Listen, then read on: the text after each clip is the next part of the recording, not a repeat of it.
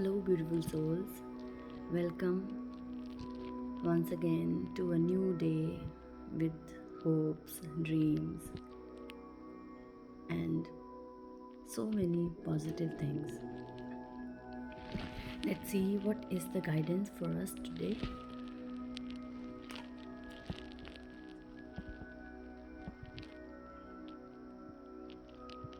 So the first card is Two of Cups, and it is indicating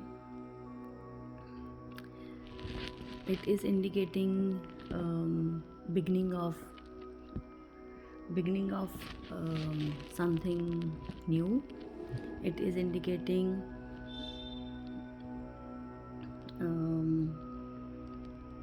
doing some kind of work or joining someone regarding work, regarding family. अगर आप किसी work से related किसी को join करना चाहते हैं, किसी के साथ मिलकर कोई काम करना चाहते हैं, then this is the guidance for you कि आप you can move ahead, you can move forward. और अगर आप इमोशनली किसी के साथ इंडल्ज हैं, इमोशनली किसी के साथ इन्वॉल्व हो रहे हैं, then also this is a sign that this is the time to start something new. किसी रिलेशनशिप में हैं तो कुछ नया शुरू होने वाला है। जो लोग सिंगल हैं, जिनको एक अच्छे पार्टनर की तलाश है, उनके लिए एक गुड न्यूज़ है कि उनकी लाइफ में बहुत जल्दी एक अच्छा लाइफ पार्टनर, एक ऐसा लाइफ पार्टनर जो उनको इमोशनली फुलफिल्ड फील कराएगा, वो आने वाला है या आ चुका है ऑलरेडी।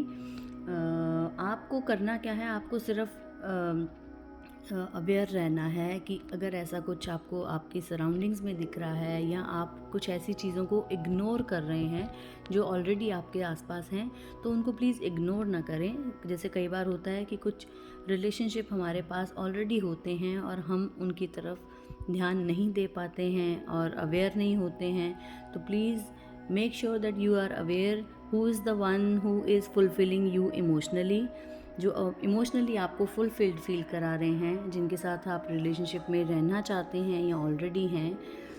और अगर कोई हेल्थ से रिलेटेड किसी को कोई इशू चल रहा था, then you need not to worry.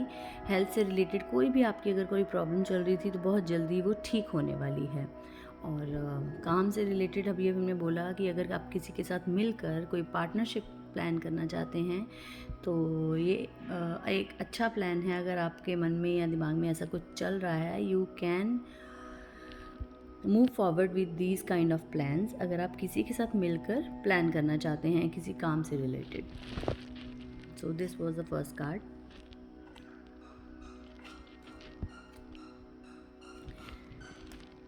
The second one is look through the situation.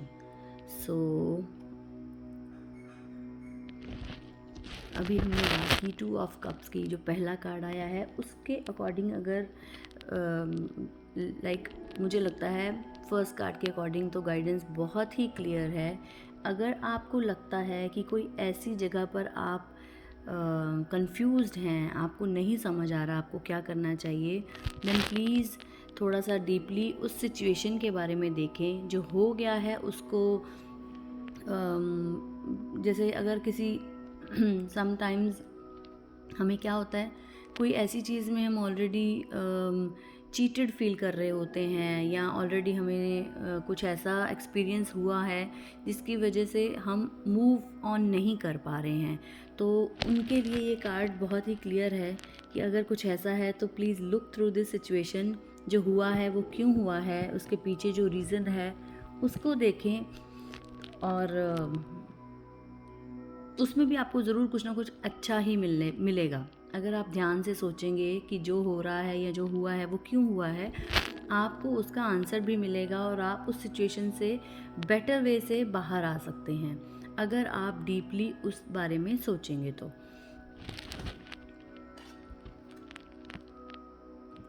And the third card is let your past go. अब ये थर्ड कार्ड देखकर तो मुझे और भी क्लियर हो गया है कि ये जो रीडिंग है ये 100% आपके लिए, स्पेशली उनके लिए जो अपनी पुरानी किसी चीज़ को बहुत ज़्यादा लेकर स्टक फील कर रहे हैं, चाहे वो रिलेशन में हो किसी रिलेशनशिप से रिलेटेड हो सकता है, वर्क से रिलेटेड हो सकता है, हेल्थ से रिलेटेड हो सकता है। तो उन सब के लिए ये मैसेज है जो लोग पुरानी अपनी गलतियों को या किसी दूसरे की गलतियों को लेकर बैठे हैं, जिनको लगता है कि वो कभी फॉरगिव नहीं कर सकते हैं, जिनको लगता है कि वो भूल नहीं सकते हैं इन सब चीज़ों को, उनके लिए एक बहुत ही ब्यूटीफुल मैसेज है डिवाइन मास्टर्स की तरफ से, लेट योर पास्ट गो। अगर आप कुछ पिछला जाने नहीं देंगे तो नेक्स्ट चीज़ को टाइम कैसे दे पाएंगे? क्योंकि अगर कहीं पे अगर हमें कुछ रखना है तो स्पेस चाहिए होती है, और स्पेस देने के बाद ही हम वहाँ कुछ नया फिल कर सकते हैं। So you need to give space to the new things. पुरानी चीज़ों को लेट गो करें, तभी आप नई चीज़ों को स्पेस दे पाएंगे। अगर कोई ऐसा पुराना रिलेशनशिप है जिसकी वजह से आप बहुत ज़्यादा परेशान रहते हैं, आपको लगता है कि एक बार अगर ऐसा हो गया तो हर बार ऐसा होने वाला है, तो please let go all kind of worries, क्योंकि हर इंसान एक जैसा नहीं होता है, और कुछ चीज़ें हमें सिर्फ लर्निंग्स देने के लिए आती हैं, कुछ एक्सपीरियंस हमारी लाइफ में कुछ ना कुछ हमें सिखाने के लिए आती हैं। अगर कोई ऐसी चीज़ है जिसको देखकर या याद कर कर आप बहुत ज़्यादा परेशान होते हैं, तो please forgive yourself and others as well. उनको प्लीज़ माफ़ करें, क्योंकि माफ़ करने के बाद ये मतलब नहीं है कि दोबारा उनको लाइफ में अपनी में जगह दें। अगर आप उनको अपनी लाइफ में जगह नहीं भी देना चाहते हैं, अगर उस सिचुएशन को भूलना चाहते हैं और उस सर्कल को रिपीट नहीं करना चाहते हैं, तो भी सबसे पहले आपको उसको अपने मन से निकालना पड़ेगा, उसको रिलीज़ करना पड़ेगा, just because of your own peace of mind, अपने मन की शांति के लिए, not because of others deserve it, वो सामने वाला डिज़र्व करता है या नहीं, या वो जो बात है जो आपको याद रह रही है वो सही थी या गलत। It's not about right and wrong, it's about you, it's about being at peace with in your self. अपने मन की शांति के लिए कुछ चीज़ों को लेट गो करना बहुत इम्पॉर्टेंट है।